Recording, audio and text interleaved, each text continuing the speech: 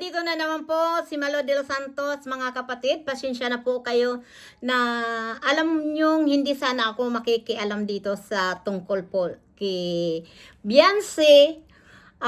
Dahil alam ko po na pag wala tayo dyan ay hindi pwede tayong gumawa ng reaction.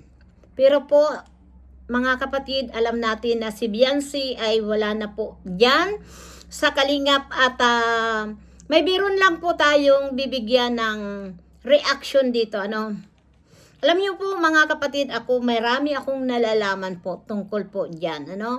Ang masasabi ko lang po dito kay Beyonce, sana ay wag basta-basta magtitiwala sa mga kapaligiran niya. Lalo na sa pamilya nila Beyonce. Kasi po, may nalalaman po ako. Parang dito lumalabas talaga na biktima lang po ang pamilya ni Beyonce. At ang masasabi ko lang po mga kapatid, simulaan nyo sa simula kung paano po nagsimula ang issue. At para sa akin po mga kapatid, bilang isa pong nakasubaybay at marami tayong nalalaman at marami din po tayong nakakausap about po dito sa issue na to.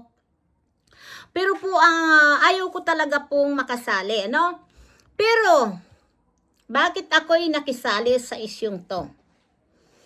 Kasi po, ang biktima po dito ay si Beyonce, Wag po tayo basta-bastang maniniwala sa anuman pong nangyayari, Dahil parang nagamit talaga po ang pamilya ni Beyonce. Kaya lumala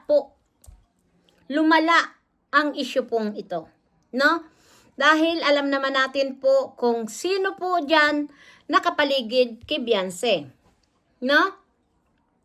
At para sa akin po mga kapatid, sa naging karanasan ko po, mananawagan po ako sa mga sponsor kung talagang mahal nyo po si Beyonce at si Beyonce po ang pinahalagahan nyo. Sana po, idirekta nyo na lang po ang tulong kay Beyonce. Wag na kung kani-kanino pa. Promise po, dahil ang ugat ng lahat ng yan, pera-pera lang po. Interest, di ba po? Kaya para sa akin po, kay Beyonce nyo na lang po ipadaan lahat ng tulong nyo. Total, nasira na si Beyonce, wala na sa Kalingap, di ba po? Naging magulo na, di ba? Saan nagsimula po ang gulo? Sino po ang nag-umpisa? Yan ang mga katanungan po, mga kapatid. Dahil ako po, opinion ko, para sa akin po, nagamit po ang pamilya ni Beyonce. Dahil yan po, sa sapang sariling interest, pera-pera lang po. Kaya para sa akin, para na nagbuo ng Team Guapa, Sa ngayon, sa totoo lang po mga kapatid, nakakalungkot pong isipin na Beyonce ang nagbabayad sa lahat ng nangyaring issue.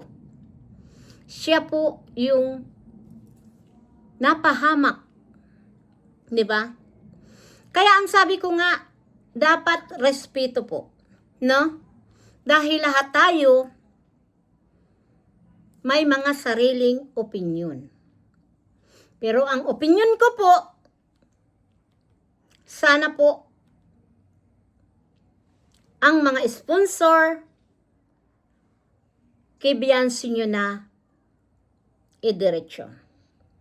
Kasi kung tayo po magtitiwala dito kay Dr. Love,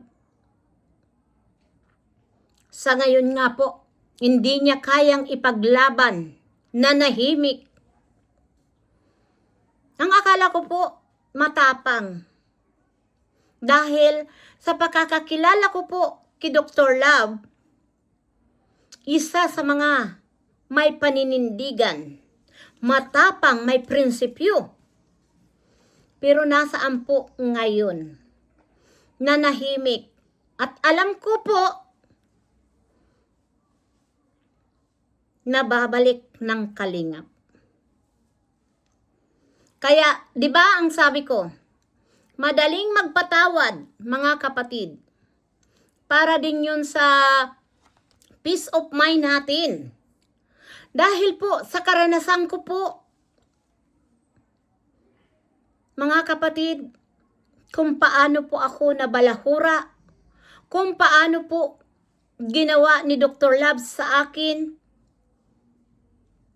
hindi ko po makakalimutan, mga kapatid. Kaya ang masasabi ko po sa inyo, mga kapatid, mga sponsor, makinig kayo sa akin. Dahil pinagdaanan ko po yan. Promise na namura tayo, lahat na paghahamak sa amin ni Bupil, Joel Salcedo, Kikapiso po, lahat yan po, hindi ko po makalimutan. Kaya po dito sa pangyayari kay Beyonce, mga kapatid, wala akong ibang masasabi. Umiwas kayo. Kung maririnig mo man ito, Nanay Ansel, Beyonce, mag-ingat ka. Dahil lahat ng pangyayaring ito, issue na hindi matapos-tapos, alam namin na biktima lang kayo po. Dahil yan po ay sa sariling interest. Ano? Para sa akin, wag na lang kayong magsalita pa. Dahil po, lalo pong nagkakaroon po ng issue, gulo, di ba? Para sa akin po, mag-iingat sa kapaligiran. No? Para sa akin, hindi masama pong sabihin na trust no one. Di ba? Iyan ang motto ni Kapiso, trust no one. Pero bilang isang na tinatawag si Malo de los Santos po na antay, pero may respeto pa rin ako. Nakakapagpatawad pa rin po ako. Pero never po akong makakalimutan sa mga nangyari sa akin. Dahil po yan kay Dr. Love. No? Nakakatakot po. Nakakatakot po. Talaga. May mga paiyak-iyak. Nagsorry sila sa akin. Dahil daw po, ipinagtanggol lang. Pero mali. Dahil tayo po sponsor. Kahit ano pong nangyari, palagay ko po, ako, hindi ko po kayang murahin ang taong tumulong sa akin. Dahil yun po, nung tinatawag ng utang na loob. No? Pero, anyway, nandyan na po yan, nangyari na. Kahit papaano po ang mga nangyari, hindi na po yan maibabalik. Kahit ano pang sabihin natin na mag-iingat na lang. Nangyari na. Yan na lang yung masasabi natin na nangyari na. Sorry na lang. 'Di ba? Pero para sa akin po, mga kapatid, mag-iingat na lang. At lagi ko pong sinasabi sa mga sponsor, kahit sino po, dahil nangyari sa akin, ikaw pa ang mababalahura.